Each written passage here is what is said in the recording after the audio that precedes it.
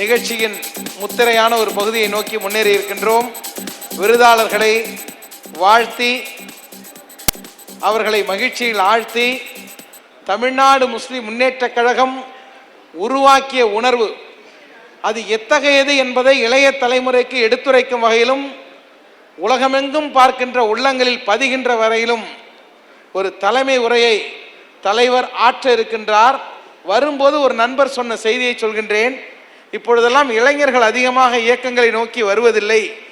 அவர்கள் வாட்ஸ்அப்பிலும் ஃபேஸ்புக்கிலும் எக்ஸ் பக்கத்திலும் தங்களுடைய நேரங்களை செலவிட்டு கொண்டிருப்பதனாலே தமிழ்நாடு முஸ்லிம் முன்னேற்ற கழகத்தின் பணிகளுக்கு இளைஞர்கள் அதிகம் வருகிறார்களா என்று கேட்டுவிட்டு ஒரு சொன்னார், தமிழ்நாடு முஸ்லிம் முன்னேற்ற கழகத்தை நோக்கி அணி அணியா இளைஞர்கள் வந்தபோது போலீஸ் கொடுமை இருந்ததுண்டு, போதை கொடுமை இருந்ததில்லை.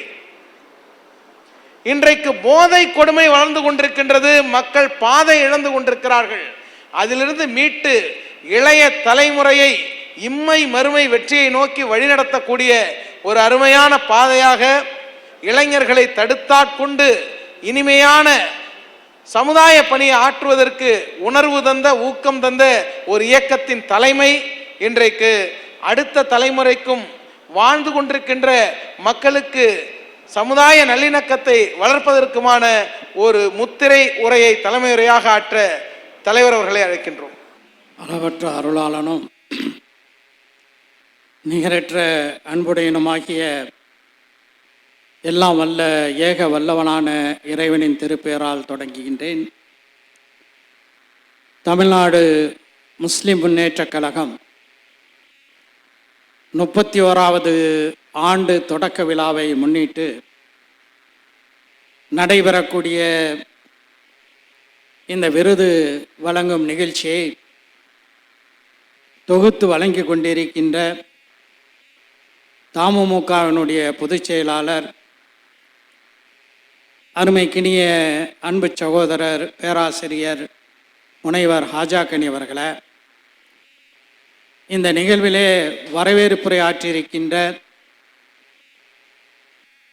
மனிதநேய மக்கள் கட்சியினுடைய பொதுச் செயலாளரும் சட்டமன்ற உறுப்பினருமான அருமை சகோதரர் பா அப்துல் சமத் அவர்களை, இந்த நிகழ்விலே கலந்து கொண்டு விருதாளர்களுக்கான விருதுகளை இணைந்து வழங்கி இருக்கின்ற தமிழ்நாடு முஸ்லிம் முன்னேற்ற கழகத்தினுடைய பொறியாளர் சஃபியுல்லா கான் அவர்களை, மனிதநேய மக்கள் கட்சியினுடைய பொருளாளர் அன்பிற்கினிய சகோதரர் கோவை உமர் அவர்களை, இந்த நிகழ்விலே பங்கு கொண்டிருக்கின்ற தமிழ்நாடு முஸ்லிம் முன்னேற்ற கழகத்திலும் மனிதநேய மக்கள் கட்சியிலும் தலைமையிலும் மாவட்டங்களிலும் இன்ன பிற நிலைகளிலும் பணியாற்றி கொண்டிருக்கின்ற அருமை சகோதரர்களை, இந்த விருது விழா நிகழ்விலே பங்கு கொள்ளவிருந்த சமூக நல்லிணக்கத்திற்கான மனிதநேய விருதை பெறவிருந்த மரியாதைக்குரிய திரு பால பிரஜாபதி அடிகளார் அவர்கள் வருவதற்கு ஆர்வமாக இருந்தார்கள். உடல்நலை காரணமாக அவர்களால் வர இயலவில்லை. அவர்களின் சார்பாக இந்த விருதை பெற்றிருக்கின்ற அவருடைய நெருங்கிய உறவினர் அருமை சகோதரர் ரமேஷ் அவர்களை, இந்த நிகழ்வில் மனித உரிமை காப்பாளருக்கான மனித நேய விருதை பெற்றிருக்கின்ற என்னுடைய நெஞ்சம் நிறைந்த சகோதரர் மதுரை மக்கள் கண்காணிப்பகத்தினுடைய செயல் இயக்குனர் வழக்கறிஞர் ஹென்றி திஃபேன் அவர்களை, கல்வி பணிக்கான மனிதநேய விருதை பெற்றிருக்கின்ற அருமைக்குரிய PK ஷபீர் அகமது பொறியாளர் அவர்கள் வயது முதிர்ச்சியின் காரணமாக இந்த நிகழ்வுக்கு வரவில்லை. அவர்களின் சார்பாக அந்த விருதை இங்கே பெற்றிருக்கின்ற அவருடைய செல்வ புதல்வர் அவர்களை, இந்த நிகழ்விலே ஊடகவியலாளருக்கான மனிதநேய விருதை பெற்றிருக்கின்ற அன்பிற்கினிய நெஞ்சம் நிறைந்த சகோதரர், அருமை சகோதரர் திரு வீரபாண்டியன் அவர்களை, சுற்றுச்சூழலுக்கு காப்பாளருக்கான மனிதநேய விருதை பெற்றிருக்கின்ற பேராசிரியர் ஜெயராமன் அவர்களை, சமூக பணிகளுக்கான மனிதநேய விருதை பெற்றிருக்கின்ற மரியாதைக்குரிய சகோதரர் அகமது வீரான் அவர்களை, மரியாதைக்குரிய சகோதரர் கே அன்சாரி அவர்களை, இந்த நிகழ்விலே இந்த விருது விழா வழங்கக்கூடிய நிகழ்ச்சியில் பங்கு கொண்டு இந்த நிகழ்ச்சியை சிறப்பித்து கொண்டிருக்கின்ற தமிழ்நாடு அனைத்து முஸ்லீம் இயக்கங்கள் மற்றும் அரசியல் அமைப்புகள் கூட்டமைப்பினுடைய ஒருங்கிணைப்பாளர் அருமை சகோதரர் பஷீர் அகமது அவர்களை, இந்த நிகழ்விலே பங்கு கொண்டிருக்கின்ற சேவ் வக்ஃப் சேவ் கான்ஸ்டிடியூஷன் அமைப்பினுடைய ஒருங்கிணைப்பாளர் என் அருமைக்குரிய சகோதரர் இப்னு சவுத் சாஹிப் அவர்களை, அருமைக்குரிய அப்போலா ஹனீஃபா அவர்களை, ஓமியத் அமைப்பினுடைய பொருளாளர் அருமை சகோதரர் ஹனீஃப் காத்தீப் அவர்களை, இந்த நிகழ்விலே பங்கு கொண்டிருக்கின்ற மனித உரிமை தளத்தில் PUCL அமைப்பில் தொடக்கத்தில் தமுமுகவுக்கு முந்தைய காலகட்டத்தில் நான் பணியாற்றி கொண்டிருந்த போது எங்களுக்கெல்லாம் வழிகாட்டியாக இருந்த சென்னை உயர்நீதிமன்றத்தினுடைய மூத்த வழக்கறிஞர் அருமை சகோதரி சுதா ராமலிங்கம் அவர்களை, இன்னும் இந்த நிகழ்விலே பங்கு கொண்டிருக்கின்ற கண்ணியத்திற்குரிய பெரியவர்களே, தாய்மார்களே, அன்பிற்கினிய சகோதரர்களே, சகோதரிகளே, உங்கள் அனைவர் மீதும் அதே போல் இந்த நிகழ்வில் பங்கு கொண்டிருக்கின்ற INTJ அமைப்பை சார்ந்த அருமை சகோதரர் தக்குவா மொய்தீன் அவர்களை, ஃபைசல் அவர்களை, கண்ணியத்திற்குரிய தாய்மார்களே, பெரியோர்களே, அன்பிற்கினிய சகோதரர்களே, சகோதரிகளே, உங்கள் அனைவர் மீதும் இறைவனின் பேரருள் பொழியப்படட்டும் என்று பிரார்த்தித்து என்னுடைய உரையினை தொடங்குகின்றேன். தமிழ்நாடு முஸ்லிம் முன்னேற்ற கழகம் 3 decades 30 ஆண்டுகளை கடந்து 31வது ஆண்டிலே நாம் அடியெடுத்து வைக்கக்கூடிய இந்த காலகட்டத்தில் தமுமுகவோடு பின்னி பிணைந்து பல்வேறு தளங்களிலே நம்முடைய பணிகளுக்கு உறுதுணையாக இருந்த, பல்வேறு தளங்களிலே முத்திரை பிடித்த ஆளுமைகளை தேர்ந்தெடுத்து ஒரு விருது வழங்க வேண்டும் என்ற ஒரு முடிவை எடுத்து, அந்த அடிப்படையில் இன்று இந்த நிகழ்வு நடைபெற்று கொண்டிருக்கின்றது. இந்த நிகழ்விலே உரையாற்றியவர்களெல்லாம் பல்வேறு செய்திகளை இங்கே சொன்னார்கள். இன்றைக்கு நான் தமிழ்நாடு முஸ்லிம் முன்னேற்ற கழகத்தினுடைய தலைவராக இருக்கலாம்.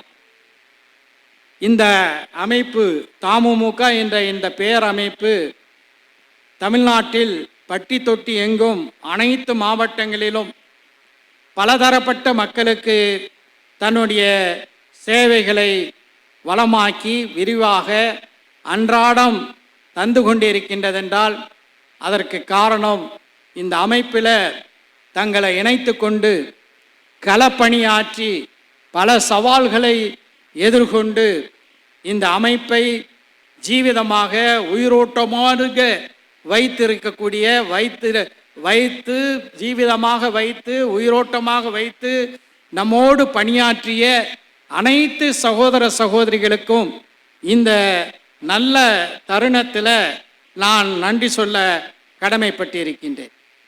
அவர்களில் சிலர் இன்று நம்முடைய அமைப்பில் இல்லாமல் வேறு பாதைகளை தேர்ந்தெடுத்திருக்கலாம். அவர்களில் பலர் இந்த உலகை விட்டு சென்றிருக்கலாம். அத்துணை பேருக்கும் நிச்சயமாக நாம் நன்றி செலுத்த கடமைப்பட்டு இருக்கின்றோம்.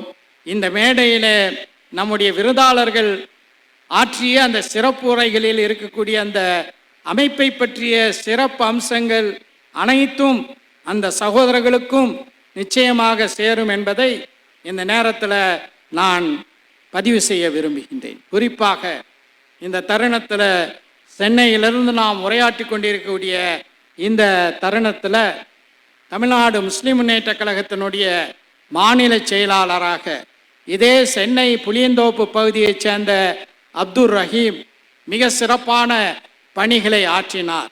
2006ஆம் ஆண்டு சட்டமன்ற தேர்தலின் போது, அப்போது தமிழ்நாடு முஸ்லிம் முன்னேற்ற கழகம் அரசியல் கட்சி அல்ல, ஆனால் சட்டமன்ற தேர்தலின் போது ஒரு குறிப்பிட்ட அணிக்கு ஆதரவு தெரிவிக்கக்கூடிய ஒரு நிலைப்பாடை எடுத்திருந்தது. 2006 திராவிட முன்னேற்ற கழகத்தின் அணிக்கு ஆதரவாக தேர்தல் களப்பணிகளை ஆற்றி வாணியம்பாடியிலிருந்து தஞ்சாவூர் செல்லக்கூடிய வழியில் சேலத்துக்கு அருகே நடைபெற்ற ஒரு சாலை விபத்தில் இன்னுயிர் நீத்த சகோதரன் அப்துல் ரஹீமை இந்த நேரத்தில் நாம் அனைவரும் நினைத்து பார்ப்பதற்கு கடமைப்பட்டிருக்கின்றோம். அதுபோன்று இன்னும் ஏராளமான சகோதரர்கள், எனக்கு முன்னர் உரையாற்றிய சகோதரர்கள் குறிப்பிட்டது போல, இந்த கொரோனா என்ற அந்த பெருந்தொற்று காலத்தில் தங்களுடைய உயிர்களை பணயம் வைத்து நம்முடைய சகோதரர்கள் இறந்தவர்கள் எந்த மதத்தை சார்ந்தவர்களாக இருந்தாலும் அவர்களுடைய இறுதி சடங்குகளை போதுமான பாதுகாப்பு கவசங்களோடு நீங்கள் இந்த பணியை ஆற்ற வேண்டும் என்று நாம் அறிவுறுத்தினோம். அப்படியான ஒரு பாதுகாப்பு கவசங்களை அணிந்து பணியாற்றினாலும் கூட ஏறத்தாழ 6 சகோதரர்கள் இந்த கொரோனா பெருந்தொற்றிலே களத்திலே பணியாற்றிய அந்த சூழலிலே தங்களுடைய உயிர்களை அர்ப்பணித்திருக்கின்றார்கள். அந்த சகோதரர்களையும் நான் இந்த நேரத்தில் நினைத்து பார்க்க கடமைப்பட்டிருக்கின்றேன். அருமை சகோதரர்களே, 1995க்கு முன்பு இந்த அமைப்பு தமிழ்நாடு முஸ்லிம் முன்னேற்ற கழகம் என்ற இந்த பேரமைப்பு கருப்பு வெள்ளை கொடியுடன் சென்னையிலே ஒரு மாபெரும் பேரணியை நடத்தி அதனுடைய தொடக்கம் இருந்த அந்த காலகட்டத்திற்கு முந்தைய நினைவுகளை இங்கே பகிர்ந்து கொள்ள விரும்புகின்றேன். அதற்கு பொருத்தமாக சில ஆளுமைகளும் இந்த மேடையிலும் மேடைக்கு முன்பாகவும் இருப்பது இந்த நேரத்தில் ஒரு சரியான ஒரு தருணமாக இருக்கின்றது. 1992 டிசம்பர் 6 பாபரி பள்ளிவாசல் இடித்து தரைமட்டமாக்கப்பட்டது நமக்கெல்லாம் தெரியும். உச்சநீதிமன்றத்தினுடைய உத்தரவை மீறி அங்கு உள்ளது உள்ளபடி இருக்கும் என்று அன்றைய ஒன்றிய PV நரசிம்மராவ் அரசாங்கத்தினுடைய அரசு வழக்கறிஞர் உச்சநீதிமன்றத்தில் வாக்குறுதி கொடுத்தும், அதே போல அன்று இருந்த உத்தரப்பிரதேச பாஜக அரசின் சார்பாக அந்த வாக்குறுதி அளித்த நிலையிலும் கூட அந்த பாபரி மஸ்ஜித் இடித்து தரைமட்டமாக்கப்பட்டது. அது மிகப்பெரிய ஒரு சோகத்தை ஏற்படுத்தியது. இதை எதிர்கொள்வது எப்படி? எத்தகைய ரீதியில் இது போன்று அரசமைப்பு சட்டம் தந்திருக்கக்கூடிய உரிமைகளை அரசாங்கமே மீறக்கூடிய ஒரு சூழல்ல அதை எதிர்த்து அதற்கு எதிராக மக்களை ஒன்று திரட்டி களம் அமைப்பது எப்படி என்ற ஒரு பெரிய சிந்தனை ஏற்பட்டது. அந்த நேரத்திலே தான் நான் குறிப்பிட்டேனே, PUCL என்று சொல்லக்கூடிய மக்கள் சிவில் உரிமை கழகத்தில் நாங்கள் எல்லாம், நானும் சில இதே நம்முடைய இதே சென்ற ஆண்டு இதே காலகட்டத்தில் நம்முடன் இருந்து மறைந்த அருமை சகோதரர் SM பாக்கரும் பல்வேறு பணிகளை செய்தோம். பாபரி மஸ்ஜிதை இடித்தார்கள். அந்த பாபரி மஸ்ஜிதை இடிப்பதை கண்டித்து கோவையில் வெறுமனே கருப்பு கொடி தோரணங்கள் கட்டினார்கள் என்பதற்காக முஸ்லிம் இளைஞர்கள் கைது செய்யப்பட்டார்கள். இப்படி ஏராளமான கைதுகள். ஆட்டை கடித்து மாட்டை கடித்து என்று சொல்வார்கள். கடைசியில் மனிதனை கடித்தது போல இது போன்ற பணிகளை செய்து கொண்டிருந்த சகோதரர் SM பாக்கர் அவர்களும் எந்த கொடிய தடா சட்டம் காலாவதியானதோ, அதாவது 1995 ஏப்ரல் மாதத்திலேயே தடா என்ற terrorist and destructive activities prevention act, இந்த கால இளைஞர்களுக்கு புரியும்படி சொல்ல வேண்டும் என்றால் இன்று பொடா என்ற ஒரு சட்டத்தை கொண்டு வந்து இருக்கிறார்கள் ஒன்றிய அரசு. அந்த பொடா சட்டத்தினுடைய ஒரு முன்னோடி தடா சட்டம் என்று சொல்லலாம். அந்த தடா சட்டத்தின் கீழே எஸ்.எம். பாக்கர் கைது செய்யப்பட்டார். இந்த நிலையிலே தான் பியூசியை சேர்ந்த அருமை சகோதரி சுதா ராமலிங்கமாக இருக்கட்டும், என் அருமை சகோதரர் முனைவர் சுரேஷாக இருக்கட்டும், அவர்கள் எல்லாம் சொன்னார்கள், நீங்கள் இப்படி செயல்படுவதனால பெரிய தாக்கத்தை ஏற்படுத்த முடியாது. ஒரு மக்கள் திரள் ஏக்கமாக நீங்கள் உருவாக வேண்டும் என்று ஒரு கருத்தை சொன்னார்கள். அதே போன்று பாக்கர் அவர்கள் கைது செய்யப்பட்ட அந்த சூழலிலே தான் பொறியாளர் NS அப்துல் ஜலீல், அவர் CLRI என்று சொல்லக்கூடிய சென்ட்ரல் லெதர் ரிசர்ச் இன்ஸ்டிடியூட் என்று சொல்லக்கூடிய மத்திய தோல் பதனீடு ஆராய்ச்சி நிறுவனத்தில் ஒரு மிகப்பெரிய சயின்டிஸ்டாக அறிவியலாளராக இருந்து ஓய்வு பெற்றவர். அவருடைய இல்லத்தில் எங்க கூடலாம் அப்படிங்கிற ஒரு மிகப்பெரிய ஒரு நெருக்கடி இருந்த சூழல்ல அவருடைய இல்லத்திலே கூடுகிறோம். அப்படி கூடியவர்களில் சகோதரர் P. ஜெயினுலாப்தீனும் உண்டு, சகோதரர் ஹைதர் அலியும் உண்டு, சகோதரர் AS அலாவுதீனும் உண்டு, இவர்களெல்லாம் உண்டு. அனைவரும் அதே போல நிச்சயமாக இந்த மேடையிலே அமர்ந்திருக்கின்ற நம்முடைய குணங்குடி RM அனிஃபா அவர்களும் உண்டு. அந்த ஆலோசனையில தான் இதுக்காக வேண்டி நாம் ஒரு எதிர்வினையை அமைக்க வேண்டும் என்ற அடிப்படையில் ஒரு அமைப்பை கட்டமைக்க வேண்டும் என்ற ஒரு சூழல்ல 2 பேர், முதல் பொருளாளராக இருந்த சையத் நிசார் அகமது, இதே சென்னையை சேர்ந்தவர்கள். அதே போல தமிழ்நாடு முஸ்லிம் முன்னேற்ற கழகத்தினுடைய முதல் பொதுச் செயலாளராக இருந்த பொறியாளர் H. அப்துல் சமத், எல்லாரும் சேர்ந்து கூடி தமிழ்நாடு இந்த ஒரு அமைப்பை உருவாக்க வேண்டும். அமைப்பை உருவாக்கணும்னா அதுக்கு ஒரு பேர் வேணும். புதிதாக ஒரு அமைப்பு பேரை இதற்கென்று உருவாக்கினா இது என்ன ஒரு புதிய வகை தீவிரவாத அமைப்பா என்று பெயரிடக்கூடிய ஒரு சூழல் ஏற்படும். எனவே தான் 1983 நம்முடைய குணங்குடி அனிஃபா அவர்கள் தமிழ்நாடு முஸ்லிம் முன்னேற்ற கழகம் என்ற பெயரிலே ஒரு சிறிய அமைப்பை உருவாக்கி, அந்த அமைப்பு அன்றைய முதலமைச்சர் ஜெயலலிதா, அன்றைய முதலமைச்சர் MG ராமச்சந்திரன் அவர்கள் இடஒதுக்கீடு அளிப்பதற்காக வேண்டி ஒரு ஆலோசனை கூட்டத்தை நடத்திய போது அந்த கூட்டத்திற்கு அழைக்கப்பட்டது இந்த தமிழ்நாடு முஸ்லிம் முன்னேற்ற கழகம் என்ற நம்முடைய குணங்குடி அனிஃபா அவர்களை தலைவராக கொண்ட அமைப்பு.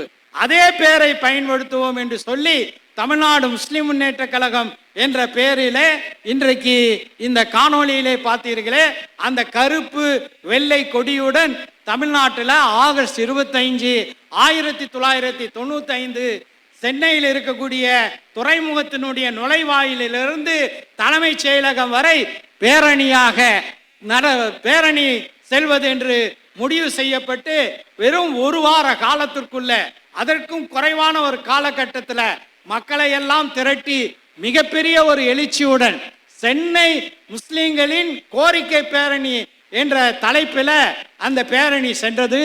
அந்த பேரணி இன்றைய ரிசர்வ் பேங்க் ஆஃப் இந்தியா, மத்திய ரிசர்வ் வங்கியினுடைய அந்த சப்வே சுரங்கப்பாதை அருகிலே தடுத்து நிறுத்தப்பட்டு, நாங்கள் அதில் ஒரு பிரதிநிதிகளாக நான், அதே மாதிரி இன்ஜினியர் அப்துல் சமத், நிசார் அகமது, இவர்களெல்லாம் நாங்களெல்லாம் சென்று அன்றைய தலைமைச் செயலாளர் ஹரி பாஸ்கரிடம் மனுவை கொடுத்தோம். அந்த பேரணி பாக்கர், காலாவதியான தடா சட்டத்தில் கைது செய்யப்பட்ட பாக்கர் விடுதலை செய்யப்பட வேண்டும்.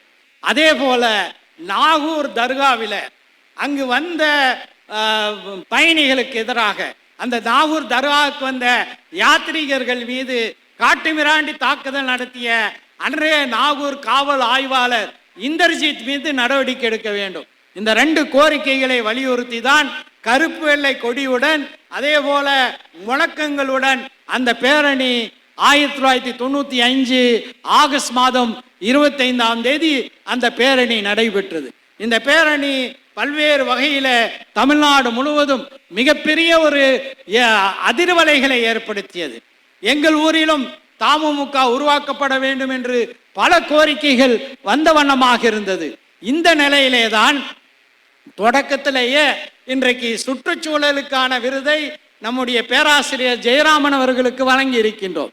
அந்த காலகட்டத்தில் கொடியங்குளத்தில் மிகப்பெரிய கொடுமைகளை நிகழ்த்திய அந்த ஆய்வாளர் மீது நடவடிக்கை எடுக்க வேண்டும் என்ற கோரிக்கையை வலியுறுத்தி செப்டம்பர் 16ஆம் தேதி 1995 சென்னை குரலகத்துக்கு எதிரில் மிகப்பெரிய ஒரு பட்டினி போராட்டத்தை நடத்தினோம். அதற்கு முன்பாக எந்த தடாவை எதிர்த்து நாம் பேரணி சென்றோமோ அதே தடா சட்டத்தில் அல்ல, வேறு ஒரு சட்டத்தில் காரைக்காலிலே ஒரு முஸ்லிம் மகளிர் அரபிக் கல்லூரியினுடைய முதல்வராக இருந்த JS ரிஃபாயி நடுராத்திரியில கைது செய்யப்பட்டார். அப்போதே இந்த ஹியூமன் ரைட்ஸ் எஜுகேஷன் என்று சொல்லக்கூடிய மனித உரிமை கல்வியை மக்கள் மயமாக்கக்கூடிய பணியை செய்தோம். ஒருவரை கைது செய்தால் காவல்துறை எத்தகைய வழிமுறைகளை செய்ய வேண்டும் என்று DK பாசு வழக்கில் சொல்லப்பட்ட அந்த விதிமுறைகளை எல்லாம் தாங்கி ஒரு நீட்டோலை தயாரிக்கப்பட்டு மக்களுக்கு மத்தியிலே ஒரு ஹியூமன் ரைட்ஸ் எஜுகேஷனை கொடுக்கக்கூடிய அளவுக்கு அந்த பட்டினி போராட்டம் செப்டம்பர் 16ஆம் தேதி 1995 சென்னை குரலகத்தில் நடைபெற்றது என்பதையும் இந்த நேரத்தில் நினைவுபடுத்த விரும்புகின்றேன். இப்படியாக தொடங்கிய இந்த பணிகள் ஒரு பக்கம் சமுதாயத்தினுடைய உரிமைகளுக்காக போராடுவோம், மனித உரிமைகளுக்காக போராடுவோம் என்ற அடிப்படையில் தொடர்ந்து நடந்த நிகழ்வுகள். அதுக்கு அடுத்ததாக வெறுமனே நம்ம உரிமைகளுக்காக மட்டும் குரல் கொடுத்தா போதுமா?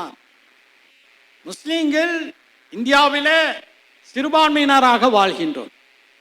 அதே நேரத்தில் முஸ்லிம்களுக்கு வெறுமனே அவர்களுடைய நலன், அவர்களுடைய குடும்ப நலன் அல்லது அவர்களுடைய சமூக நலன் இது மட்டும் அவங்க பார்த்தா போதுமா? இதுதான் மார்க்கம் சொல்லிக் கொடுக்கக்கூடிய பண்பா? இல்லை, இதை கடந்து முஸ்லிம்கள் செய்ய வேண்டிய பணிகள் ஏராளமாக இருக்கின்றது. அந்த அடிப்படையிலே தான் நபிகளார் சொன்னார்கள், நீங்கள் ஒரு பாதையிலே நடந்து செல்லும் போது ஒரு முள்ளோ கல்லோ இருந்தால் அதனை அப்புறப்படுத்துவது உங்களுடைய இறை நம்பிக்கையினுடைய ஒரு பகுதி என்று சொன்னார்கள். அந்த அடிப்படையிலே தான் இது விரிவானது. மக்களுடைய துயரங்களை துடைக்கக்கூடிய அந்த பணிகள் ஆரம்பித்தது.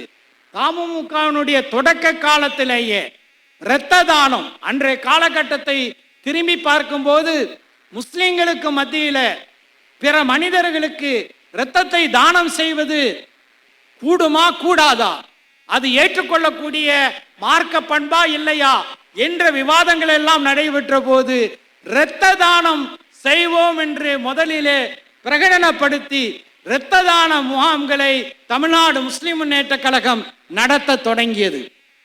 அது மட்டுமல்லாமல் மருத்துவ முகாம்களை நடத்த தொடங்கியது. இன்றைக்கு கூட ஏறத்தாழ இன்றைக்கு இரத்த தான முகாம்கள் நடத்துவது தொடர்கிறது. ஆனால் இன்றைக்கு தமிழ்நாட்டில், இன்றைக்கு மட்டுமல்ல தொடர்ந்து பல ஆண்டுகளாக தமிழ்நாட்டில் அவசர உதவிக்கு, அவசர தேவைக்கு இரத்த தானம் செய்யக்கூடிய அமைப்பில் முதன்மையான அமைப்பாக தமிழ்நாடு முஸ்லிம் முன்னேற்ற கழகம் விளங்கி வருகிறது என்பதை இந்த நேரத்தில் நான் சுட்டிக்காட்ட விரும்புகின்றேன். அதே போன்றுதான் இங்கே உரையாற்றியவர்கள் குறிப்பிட்டது போல முதலாக பிப்ரவரி 14ஆம் தேதி 2003 ராமநாதபுரம் மாவட்டம் தொண்டியில முதல் அவசர ஊர்தி ஆம்புலன்ஸ் அர்ப்பணிக்கப்பட்டது. இந்த அவசர ஊர்தி தமிழ்நாட்டில் எனக்கு முன்னர் உரையாற்றிய சகோதரர் அன்சாரி அவர்கள் குறிப்பிட்டது போல தமிழ்நாட்டில் நம்முடைய மாண்புமிகு முதலமைச்சர், அன்றைய முதலமைச்சர் முத்தமிழறிஞர் கலைஞர் அவர்கள் தமிழ்நாடு முஸ்லிம் முன்னேற்ற கழகம் ஜவஹர்லால் நேரு உள் விளையாட்டு அரங்கிலே தமிழ்நாடு முஸ்லிம் முன்னேற்ற கழகம் முதலமைச்சருக்கு நன்றி தெரிவித்து ஒரு மாநாடை நடத்தியது. அதற்கு வர்றேன். அந்த மாநாட்டில் உரையாற்றும் போது ஒரு கருணை உள்ளம் போல் தமிழ்நாடு முழுவதும் பறந்து விரிந்து இருக்கக்கூடிய தமிழ்நாடு முஸ்லிம் முன்னேற்ற கழகத்துக்கு, அதுக்கு முன்னாடி என்ற கேட்கிறார், உங்க அமைப்பில் எத்தனை ஆம்புலன்ஸ் இருக்கு அப்படின்னு கேட்டார். நான் 35 ஆம்புலன்ஸ் என்று சொன்னேன். அவர் உரையிலே குறிப்பிடுவார், உங்களுடைய 35 ஆம்புலன்ஸோடு சேர்ந்து நானும் என்னுடைய சொந்த செலவில 2 ஆம்புலன்ஸ்களை தமிழ்நாடு முஸ்லிம் முன்னேற்ற கழகத்துக்கு வழங்குகிறேன் என்று அந்த மேடையிலே அறிவித்த முத்தமிழறிஞர் கலைஞர் அவர்கள் அதற்கு 2 நாட்கள் கழித்து அவருடைய இல்லத்திற்கு 24 நவம்பர் 2007 நேரு உள் விளையாட்டு அரங்கில் அந்த நன்றி அறிவிப்பு மாநாடு நடைபெற்றது. அதற்கு 2 நாட்கள் கழித்து இல்லத்திற்கு அழைத்து அந்த 2 ஆம்புலன்ஸ்கள் சாதாரண ஆம்புலன்ஸ்ல நல்ல பெரிய பாரதி, அதாவது ஆம்னி ஆம்புலன்ஸ் அல்ல, டெம்போ டிராவலர் போன்ற சுராஜ் மஸ்தா போன்ற 2 பெரிய ஆம்புலன்ஸ்களை தமிழ்நாடு முஸ்லிம் முன்னேற்ற கழகத்திற்கு முதலமைச்சர், அன்றைய முதலமைச்சராக இருந்த கலைஞர் அவர்கள் வழங்கினார்கள் என்பதை இந்த நேரத்தில் நான் நன்றியுடன் நினைவுகூர கடமைப்பட்டிருக்கின்றோம். ஆக தமிழ்நாடு முழுவதும் இன்று 108 ஆம்புலன்ஸ் சேவை இருக்கின்றது என்றால் இதற்கு பிறகுதான் தமிழ்நாடு அரசு சரியாக சொல்ல வேண்டும் என்றால் நம்முடைய இந்த ஆம்புலன்ஸ் அர்ப்பணிப்பு நிகழ்ச்சி முடிவிட்ட பிறகு 15 செப்டம்பர் 2008 இந்த 108 ஆம்புலன்ஸ் சேவையை தமிழ்நாடு முழுவதும் நடத்தியது என்பதை இந்த நேரத்தில் சுட்டிக்காட்ட விரும்புகின்றேன். தமிழ்நாடு முஸ்லிம் முன்னேற்ற கழகத்தினுடைய இந்த ஆம்புலன்ஸ் செய்த பல சேவைகள், அதில் குறிப்பாக நான் சொல்ல வேண்டும் என்றால் சனவெளி என்ற ராமநாதபுரத்தில் உள்ள பகுதியில் ஒரு பேருந்து பாலத்தில் அடித்து செல்லப்பட்டு ஏறத்தாழ 52 நபர்கள் அதில் பயணம் செய்தவர்கள் உயிரிழந்தார்கள். அத்துணை பேர்களுடைய சடலங்களை அவர்களுடைய இல்லத்திற்கு எடுத்து சென்ற பணியை தமிழ்நாடு முஸ்லிம் முன்னேற்ற கழகம் அன்று செய்தது.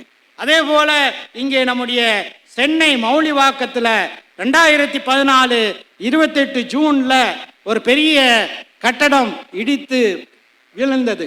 61 பேர் அதில் உயிரிழந்தார்கள். அன்றைய காஞ்சி மாவட்ட தலைவராக இருந்த இன்றைய மனிதநேய மக்கள் கட்சியினுடைய துணை பொதுச் செயலாளர் யாக்கூப் அவர்களுடைய தலைமையில் உடனடியாக அங்கே சகோதரர்கள் சென்று ஏறத்தாழ 5 ஆம்புலன்ஸ்களுடன் அங்கே மீட்பு பணியில் ஈடுபட்டார்கள் என்பதையும் இந்த நேரத்தில் சுட்டிக்காட்ட விரும்புகின்றேன். இதில் பல நெகிழ்வான சம்பவங்களை இந்த ஆம்புலன்ஸ் சேவை தொடர்பாக சொல்லலாம். இந்த மேடையில் பேசிய நம்முடைய அகமது மீரான் சாஹிப் அவர்களும், அதே போல நம்முடைய வீரபாண்டியன் அவர்களும், எஸ்டி அன்சாரி அவர்களும் குறிப்பிட்டார்கள். அமீருல் என்ற 15 வயது பையன், அவனுடைய சொந்த ஊர் ராமநாதபுரம் மாவட்டத்தில் இருக்கக்கூடிய அழகன்குளம். அந்த அழகன்குளத்தில் இருந்து அவர் உடனடியாக பாண்டிச்சேரியில் இருக்கக்கூடிய ஜிப்மருக்கு கொண்டு வர வேண்டும். குறுகிய காலத்தில் அந்த பயணம் செய்ய வேண்டும். ராமநாதபுரத்திலிருந்து அழகன்குளத்திலிருந்து பாண்டிச்சேரிக்கு இறைவனுடைய பேரருளால் 8 மணி நேரத்தில் அந்த சகோதரரை ஜிப்மர் மருத்துவமனையில் சேர்த்து அவருக்கு சிகிச்சை அளித்து ஏறத்தாழ 400 கிலோமீட்டர் தூரத்தை 4 மணி நேரம் 30 நிமிடங்கள்ல அந்த ஓட்டுநர், அவருடைய பெயர் முகமது ஜாஸ், அந்த சகோதரர் அமீருலை அந்த மருத்துவமனையில் சேர்த்து அவர் நலம் பெற்றார். இதற்காக வேண்டி இந்த முகமது ஜாஸ் என்ற அந்த ஆம்புலன்ஸ் நம்முடைய அவசர ஊர்தியினுடைய ஓட்டுநரை ராமநாதபுரத்தில் இருக்கக்கூடிய ஒரு கல்லூரியினுடைய முதலமைச்சர், ஒரு கல்லூரியினுடைய முதல்வர், அதாவது அது ஒரு கேட்டரிங் கல்லூரி, நர்சிங் கல்லூரியும் சேர்ந்து நடத்துகிறாங்க. ஒரு நாள் அவரை கல்லூரி முதல்வர் ஆசனத்தில் அமர வைத்து முகமது ஜாசனுடைய அந்த பணியை பாராட்டினார் என்பதை இந்த நேரத்தில் சுட்டிக்காட்ட விரும்புகின்றேன். அதே போல சபரிமலைக்கு செல்லக்கூடிய பக்தர்கள் பல சந்தர்ப்பங்களிலே அவர்கள் விபத்துக்குள்ளாகும் போது, அதே போல குறிப்பாக நாகப்பட்டினத்திலிருந்து சபரிமலைக்கு சென்ற சகோதரர்கள் அவர்கள் விபத்தில் இலக்கானார்கள். அந்த விபத்தில் இலக்கானவர்களை மீட்டு அவர்களுக்கான உரிய அவசர சிகிச்சைகளை தமுமுக சகோதரர்கள் செய்திருக்கிறார்கள். இதில் மிகவும் நெகிழத்தக்க ஒரு நிகழ்ச்சியை நான் குறிப்பிட்டாக வேண்டும். பொள்ளாச்சியில் ரத்தினசாமி என்ற ஒரு தனவந்தர், அவர் ஈதல் அறக்கட்டளை என்ற பெயரிலே ஒரு அறக்கட்டளையை நடத்தி வருகிறார்.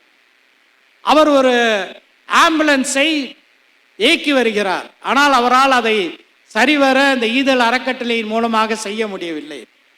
புதிதாக 2011 தமிழ்நாடு முஸ்லிம் முன்னேற்ற கழகத்தினுடைய பொள்ளாச்சி கிளைக்கு அவரே ஒரு ஆம்புலன்ஸை வாங்கி கொடுத்து 8 நவம்பர் 2011 அந்த ஆம்புலன்ஸ் அர்ப்பணிக்கப்பட்டது என்பதையும் இந்த நேரத்தில் அந்த சகோதரர் நம்முடைய பொள்ளாச்சியை சேர்ந்த அந்த தனவந்தர் ரத்னசாமி அவர்களையும் நான் இந்த நேரத்தில் நினைவுகூர கடமைப்பட்டிருக்கிறேன். இதே போல ஏராளமான சகோதரர்கள், உதாரணமாக சொல்ல வேண்டும் என்றால் விருதாச்சலத்தை சேர்ந்த முல்லா தோட்டம் பகுதியைச் சேர்ந்த பாபு கண்ணன், இவர் சவுதி அரேபியாவில் ரியாதில் பணியாற்றி கொண்டிருந்த போது அங்கே அவர் இறந்து விடுகிறார். அவருக்கு 2 மகள்கள், ஒரு மகன். உடனடியாக அவருடைய சடலம் அவருடைய சொந்த ஊருக்கு வர வேண்டும். அங்கே இருக்கக்கூடிய தமுமுக சகோதரர்களை அணுகி அவருடைய உடல் அங்கிருந்து, இதெல்லாம் முக்கியமாக சொல்லணும்னா இன்றைக்கு நம்முடைய தமிழ்நாடு அரசு, திராவிட முன்னேற்ற கழக அரசு அயலக தமிழர் நல வாரியத்தை அமைத்திருக்கிறது. அதன் மூலமாக இந்த பணிகளை செய்கிறார்கள்.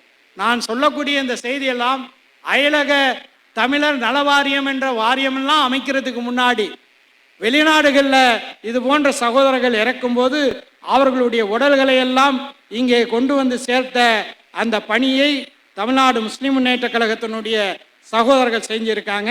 அதில் குறிப்பாக இன்னொன்றையும் சொல்ல வேண்டும். 26 பிப்ரவரி 2013 புகழ்பெற்றி என்ற ஊரை சேர்ந்த ஜெய்சங்கர், இளவரசன் கோட்டைக்கு அருகில் இருக்கின்றது, விழுப்புரம் மாவட்டத்தில், இப்போ கள்ளக்குறிச்சி மாவட்டம் நினைக்கிறேன். அந்த ஊரை சேர்ந்த ஜெய்சங்கர் குவைத்தில் வேலை செய்கிறார். 2013 குவைத்துக்கும் ஈராக்குக்கும் நடைபெற்ற போரில் லேண்ட்மைன்ஸ் என்று சொல்லக்கூடிய நில கண்ணி வெடிகள் அங்கே நிறைய புதைந்து இருக்கின்றது.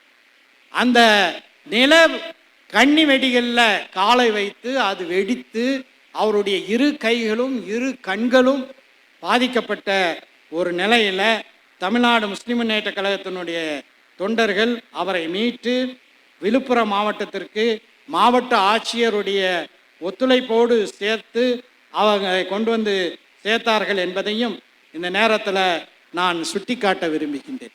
அருமை சகோதரர்களே, நாம் பயணிக்க வேண்டிய தூரம் அதிகமாக இருக்கின்றது. தமிழ்நாடு முஸ்லிம் முன்னேற்ற கழகத்தை தொடங்கி இது போன்ற மனிதநேய சேவைகள் மூலமாக, குறிப்பாக சொல்ல வேண்டும் என்றால் பேரிடர்கள் தமிழ்நாட்டை தாக்கிய போது ஒன்றை இறைவனுக்கு நன்றி செலுத்தி நான் இங்கே சொல்ல விரும்புகின்றேன். இதை நான் குறிப்பிடவில்லை. என்னுடன் வாணியம்பாடி இஸ்லாமியா கல்லூரியிலே பணியாற்றிய கவிக்கோ அப்துல் ரஹ்மான் அவர்கள் ஒரு பொது மேடையில் பேசும்போது குறிப்பிட்டார், நம்ம காலத்தில் முஸ்லிம் சமுதாயத்திற்கும் பிற சமய மக்களுக்கும் இடையில ஒரு பெரிய இடைவேளி இருந்தது. அந்த இடைவேளியை நிரப்பக்கூடிய பணியை செய்தது தமிழ்நாடு முஸ்லிம் முன்னேற்ற கழகம் என்று சொன்னார். ஏன் அதை சொன்னார் என்றால் 2004 சுனாமி என்ற ஆழி பேரலை தமிழ்நாட்டில் இங்கு இருக்கக்கூடிய பட்டினப்பாக்கம் தொடங்கி கன்னியாகுமரியில் இருக்கக்கூடிய குளச்சல் வரை மிகப்பெரிய அழிவுகளை ஏற்படுத்திய போது நான் அன்று கோயம்புத்தூருக்கு ரயிலில் புறப்பட்டு அமைப்பு வேலைக்காக சென்று கொண்டிருக்கின்றேன். அங்கு நம்முடைய அலுவலகத்துக்கு வரும்போதுதான் தகவல் வருது, கடல் பொங்கி விட்டது என்று தான் சொன்னார்கள். சுனாமி என்ற பேரு கூட அவங்களால சொல்ல முடியவில்லை. அந்த நேரத்தில் எல்லாரும் கடலை பார்த்து பயந்து ஒதுங்கி வந்த நேரத்தில் கடலை நோக்கி ஓடி சென்றான் கருப்பு வெள்ளை தொண்டன், தமுமுகவுடைய தொண்டன். தன்னுடைய உயிர்களை எல்லாம் பணயம் வைத்து மக்களை, இங்கே சொன்னாரே சில நாட்களுக்கு முன்பு நம்மை விட்டு மறைந்த சிஸ்தி முகமதை மிகவும் நெகிழ்ச்சியுடன் சகோதரர் ஹென்றி அவர்கள் இங்கே குறிப்பிட்டார்கள். அதுபோன்று ஏராளமான சகோதரர்கள் தங்களுடைய சொந்த வாகனங்களை, ஆம்புலன்ஸுகளை கொண்டு சென்று அந்த மக்களை மருத்துவமனையில் சேர்க்கிறவங்களை மருத்துவமனையில் இறுதி சடங்கு நடத்தி அவங்களை அடக்கம் செய்யக்கூடிய அந்த பணியை செய்தார்கள். அதில் மிகவும் நெகிழ்ச்சியான ஒரு சம்பவத்தை ஒரு பொது மேடையில் நம்முடைய நக்கீரனுடைய முதன்மையான ஆசிரியர்களில் ஒருவராக இருக்கக்கூடிய அருமை சகோதரர் பிரகாஷ் அவர்கள் ஒரு மேடையிலே பேசும்போது குறிப்பிட்டார். இந்த சுனாமி தொடர்பாக செய்தி சேகரிப்பதற்காக நான் மிகவும் பாதிக்கப்பட்ட நாகப்பட்டினம் மாவட்டத்துக்கு சென்றேன். அங்கே ஒரு காட்சியை பார்த்தேன். அழுகிய சடலம். அந்த அழுகிய சடலத்தை பார்ப்பதற்கு கூட அவர்களுடைய உறவினர்களும் மற்றவர்களும் அஞ்சி ஒதுங்கிய அந்த நேரத்தில் அந்த அழுகிய சடலங்களை தன்னுடைய தோளில் சுமந்து வந்தார்கள் தமுமுக தொண்டர்கள். அதற்கான இறுதி சடங்குகளை அவர்கள் நிறைவேற்றினார்கள். அந்த தொண்டர்களில் மிகவும் இள வயதினரான ஒரு சகோதரரை பார்த்து நான் கேட்டேன், இது போன்ற அழகிய சடலங்களை எல்லாம் தூக்குகிறீங்களே, இதெல்லாம் ஏன்பா செய்றீங்க? நீங்க பாதுகாப்பா இருக்க வேண்டாமா என்று கேட்டேன். அதற்கு அந்த இளநிலை தமுமுக தொண்டன் சொன்ன பதில் என்னை நெகிழ வைத்தது, நிலைகுலைய வைத்தது என்று சொன்னார் பிரகாஷ். அப்படி என்ன பதிலை சொன்னான் அந்த தொண்டன்? இது நாங்கள் இறைவனுக்காக செய்கின்றோம். அருமை சகோதரர்களே, அந்த சுனாமி காலம் தொட்டு தமிழ்நாட்டில் என்னென்ன இயற்கை பேரிடர்கள் வந்தாலும் அதுல முதன்மையாக களத்திலே நின்று மக்களை காப்பாற்றக்கூடிய பணியை தமிழ்நாடு முஸ்லிம் முன்னேற்ற கழகம் செய்திருக்கின்றது. அதுல கள பணிகளையும் கள பலிகளையும், அதாவது ஏராளமான சகோதரர்களையும் நாம் இழந்திருக்கின்றோம். அதனால தான் சென்னை வெள்ளத்தில் மிதந்த போது, அதே போல தமிழ்நாட்டின் பல்வேறு மாவட்டங்கள் வெள்ளத்திலே மிதந்த அந்த காட்சிகளில் முதன்மையாக நின்று இராணுவம் வருது, நேவி வருது, அவங்க போட்டெலாம் கொண்டு வர்றாங்க. அதுக்கு முன்னாடி எங்கள் செங்கல்பட்டு மாவட்ட சகோதரர்கள் போட்டில் மக்களை மீட்கக்கூடிய பணியை, உயரமான கட்டடத்தில் இருக்கக்கூடிய மக்களை மனித ஏணிகளாக, லேடர்னா அப்படியே இருமலை செய்யப்பட்ட ஏணி இருக்கும், இருமலை செய்யப்பட்ட ஏணி அல்ல, ஒருவர் மேல என்று மனித ஏணிகளை வைத்து மக்களை மீட்ட அந்த அரும்பணியை செய்தவர்கள் தமிழ்நாடு முஸ்லிம் முன்னேற்ற கழகத்தினுடைய தொண்டர்கள் என்பதை இந்த நேரத்தில் நினைவுபடுத்த விரும்புகின்றேன். அருமை சகோதரர்களே, இதில் தான் இந்த இடஒதுக்கீடு வரலாறு மிகவும் முக்கியமானது. இடஒதுக்கீடுக்காக 1995 அக்டோபர் மாதத்தினுடைய ஒரு கடைசி நாளில் இதே குணங்குடி அனிஃபா தலைமையில் சென்னையில் இருக்கக்கூடிய இம்பீரியல் சிராஜ் மண்டபத்தில்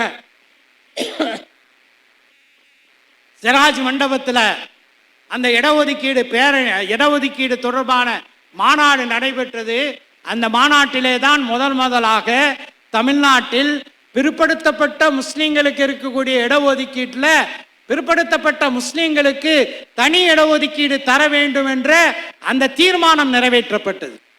அப்போது எங்களை விமர்சனம் செய்தவர்கள் பலர், பத்திரிகையில் எழுதியவர்கள் பலர், இதெல்லாம் சாத்தியமா என்று கேட்டவர்கள் பலர். ஆனால் தமுமுக தன்னுடைய அந்த கோரிக்கையை கைவிடவில்லை. தொடர்ச்சியான பல போராட்டங்கள். டிசம்பர் 6 நம்ம காணொலியில் பார்த்த மாதிரி 96 நடைபெற்ற போராட்டம் நடத்த முடியல, தடை. 97 அறிவிச்ச போராட்டம் நடத்த முடியவில்லை, தடை. 98 அறிவிச்ச போராட்டம் சென்னையில தான் தடை பண்றாங்கன்னு மதுரையில் நடத்துவோம்னு அறிவிச்சோம், அதுக்கும் தடை.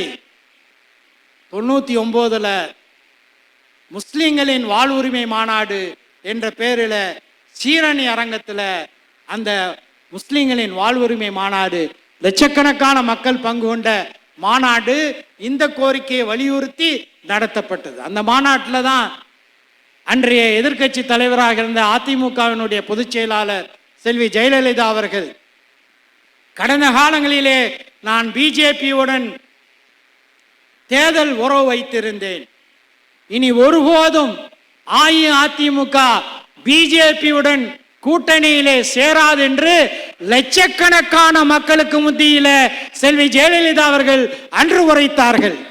இன்றைய எடப்பாடி பழனிசாமிக்கு அந்த உரையை மறுபடியும் போட்டு காட்டணும் போல தெரியுது.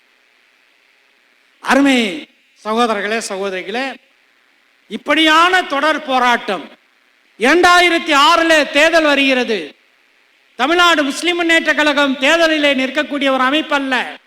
ஆனால் சமுதாய கோரிக்கைகளை எந்த கூட்டணிக்கு ஆதரவு தெரிவிக்குமோ அவர்களுக்கு அந்த கோரிக்கையை வைப்போம்.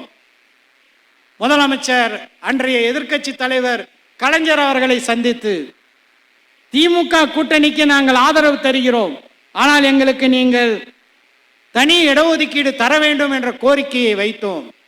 இடஒதுக்கீடு தருவதாக வாக்குறுதி வழங்கினார். அது சற்று தாமதமான ஒரு சூழல்ல.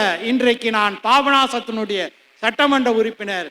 பாபநாசம் சட்டமன்ற தொகுதியில் இருக்கக்கூடிய ராஜகிரி தாவூத் பாஷா கலை மற்றும் அறிவியல் கல்லூரியில தமிழ்நாடு முஸ்லிம் முன்னேற்ற கழகத்தினுடைய பொதுக்குழு நடைபெற்றது. அந்த பொதுக்குழுவிலே ஒரு தீர்மானம் நிறைவேற்றினோம். வாக்களித்தபடி திராவிட முன்னேற்ற கழக அரசு முஸ்லிம்களுக்கு 3.5 முஸ்லிம்களுக்கு தனி இடஒதுக்கீடு தர வேண்டும், இல்லாவிட்டால் ஜனவரி 1, 2008 விமானம் பறக்காது, ரயில் ஓடாது, பஸ் ஓடாது என்று எச்சரிக்கை தெரிவித்தோம்.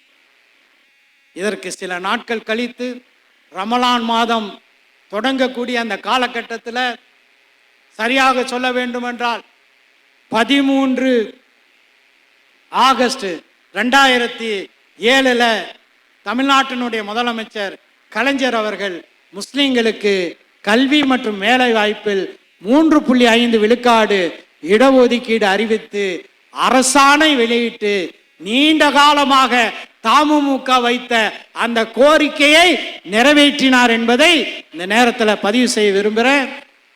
அதில் இன்னும் நெகிழ்வான செய்தி என்னவென்றால், சென்னை தலைமைச் செயலகத்திற்குள்ளே ஒரு பள்ளிவாசல் இருக்கின்றது.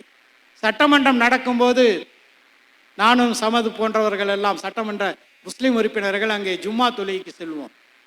தொழுது விட்டு வந்தபோது தமிழ்நாடு முழுவதிலும் இருந்து வரக்கூடிய பல அரசு அதிகாரிகள் எங்களுடைய கரங்களை பற்றி சொல்வார்கள். இன்றைக்கு நான் அரசு துறையில் இந்த பொறுப்பில் இருக்கின்றேன். இந்த பொறுப்பிலே நான் இருக்கின்றேன் என்றால் அதற்கு காரணம் தமிழ்நாடு முஸ்லிம் முன்னேற்ற கழகம் பெற்று தந்த அந்த 3.5 விழுக்காடு இடஒதுக்கீடு என்று குறிப்பிடுவார்கள். அதே போன்று விமான நிலையங்கள்ல, ரயில் பயணங்கள்ல ஏராளமான சகோதரர்களை நான் சந்தித்திருக்கின்றேன். எனவே தமிழ்நாடு முஸ்லிம் முன்னேற்ற கழகம் என்பது தமிழக முஸ்லிம் மக்களுடைய வாழ்க்கையினுடைய சமூக பொருளாதார முன்னேற்றத்திற்கு ஆக்கப்பூர்வமான ஒரு மிகப்பெரிய பங்களிப்பை அளித்திருக்கக்கூடிய இயக்கம். அந்த இயக்கத்தில் நாமெல்லாம் பயணிக்கின்றோம் என்பது நிச்சயமாக பெரும் மகிழ்ச்சிக்குரிய ஒன்றாக இருக்கின்றது. அதே மாதிரி இன்னொன்றையும் குறிப்பிட விரும்புகின்றேன். தஞ்சாவூர்ல மார்ச் 21, 2004 நாடாளுமன்ற தேர்தல் நடைபெறக்கூடிய அந்த சூழல்ல மிகப்பெரிய ஒரு கோரிக்கை பேரணியை நடத்தினோம். ஆயிரக்கணக்கான ஆண்களும் பெண்களும் கொதிக்கும் வெயிலில் அந்த பேரணியிலே பங்கு கொண்டார்கள். அந்த பேரணியில நாங்கள் வைத்த கோரிக்கை ஒன்றிய அரசாங்கத்தினுடைய கல்வி மற்றும் வேலை வாய்ப்புகள்ல முஸ்லிம்களுக்கு இடஒதுக்கீடு, தனி இடஒதுக்கீடு தர வேண்டும் என்று. அதற்காக வேண்டி தொடர்ச்சியாக போராடினோம். இன்னும் சொல்ல போனால் வரலாற்று சிறப்பு மிகுந்த டெல்லி தலைமையகத்தில் 2 முறை தமிழ்நாடு முஸ்லிம் முன்னேற்ற கழகம் போராட்டம் நடத்தி இருக்கின்றது.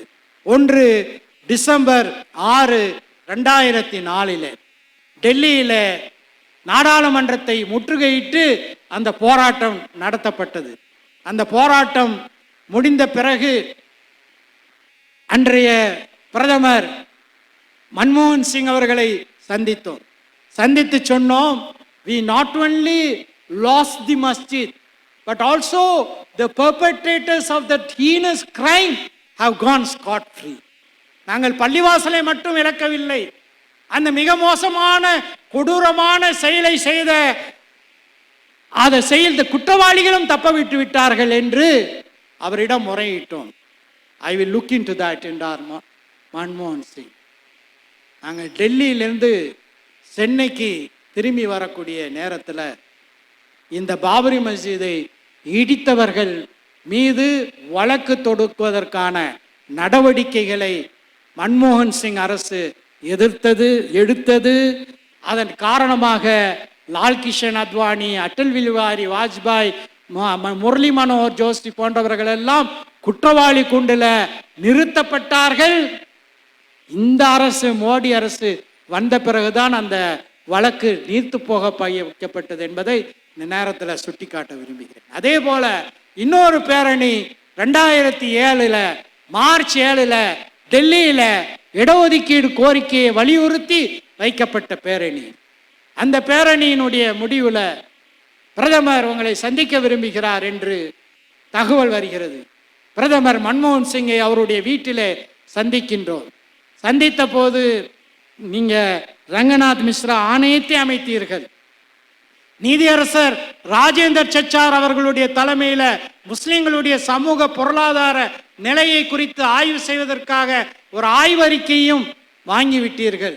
ஆனா எதுவுமே நடக்கல அப்படின்னு சொன்ன பிறகுதான் தொடர்ச்சியாக அதை அவர்களுக்கு நினைவூட்டியதின் விளைவாக தான் அதே ஐக்கிய முற்போக்கு கூட்டணி ஆட்சி, டாக்டர் மன்மோகன் சிங் அவர்களுடைய ஆட்சி 27 விழுக்காடு ஓபிசி இதர பிற்படுத்தப்பட்டவர்களுக்கான இடஒதுக்கீடுல முஸ்லிம்களுக்கு 2.5 விழுக்காடு இடஒதுக்கீடு தமிழ்நாடு முஸ்லிம்களுக்கு மட்டுமல்ல அகில இந்தியாவில் உள்ள அனைத்து முஸ்லிம்களுக்கும் அந்த இடஒதுக்கீடு கிடைத்ததென்றால் அதற்கும் இந்த கருப்பு வெள்ளை பட்டாளம் தான் பெரிதும் காரணமாக இருந்தது என்று நான் சொன்னால் அது மிகையாகாது.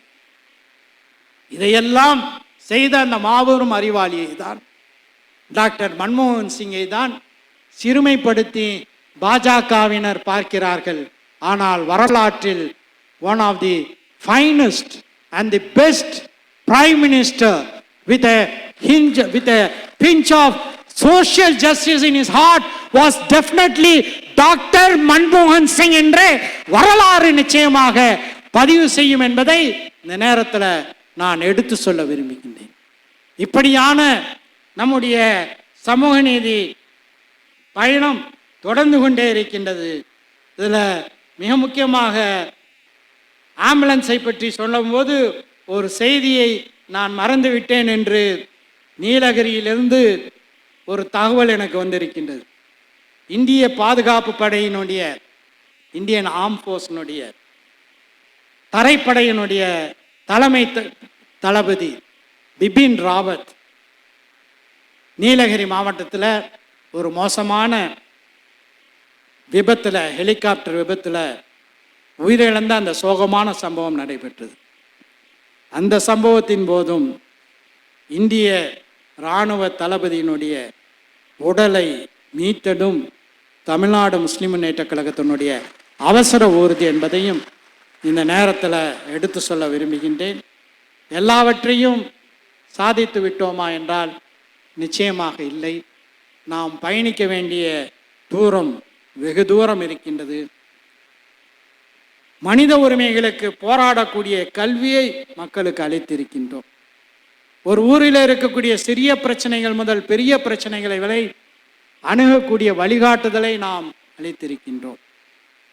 ஆனால் இந்த இடஒதுக்கீடாக இருக்கட்டும், ஆட்சி அதிகாரமாக இருக்கட்டும், இதில் இன்னும் நாம் செல்ல வேண்டிய தூரம் மிக அதிகமாக இருக்கின்றது.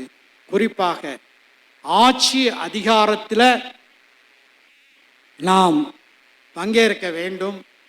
அரசாங்கத்தினுடைய நாடாளுமன்றமாக இருந்தாலும் சரி, சட்டமன்றமாக இருந்தாலும் சரி, உள்ளாட்சி மன்றமாக இருந்தாலும் சரி, உரிய பிரதித்துவம் சிறுபான்மை மக்களுக்கு கிடைக்க வேண்டும்.